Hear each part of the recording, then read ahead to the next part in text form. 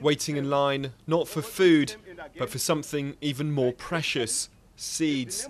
The villagers here in Bindura, a settlement 80 kilometres north of Harare, are struggling to survive. Since Zimbabwe's President Robert Mugabe introduced his controversial land reforms, production here has all but stopped. But international aid is now getting through. The way donors are chipping in to help, it's very useful, because there are some who did not have anything to put on the ground. This village had hunger, but now we will not starve. Mugabe's policies have devastated rural communities. White farmers were forced off land, which they'd farmed for generations. Yeah, the land reform program was done in such a way that the land value itself has been destroyed. And once you destroy the land value in a country such as ours, which is reliant on agriculture, you destroy the ability for farmers to produce.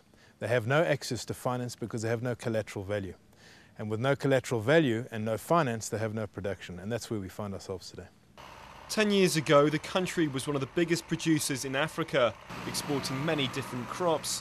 And with the help of the World Bank, it's hoped the country can once again turn provider. Nearly $75 million has poured in from international donors. But is it enough to help Zimbabwean farmers?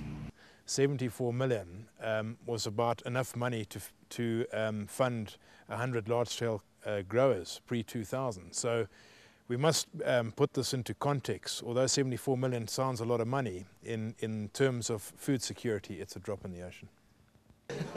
Just 2 years ago, almost half of Zimbabwe's population needed food aid to survive, but that's slowly changing, finally giving people here something to smile about. But until millions more is invested across the whole country, people will continue to go hungry.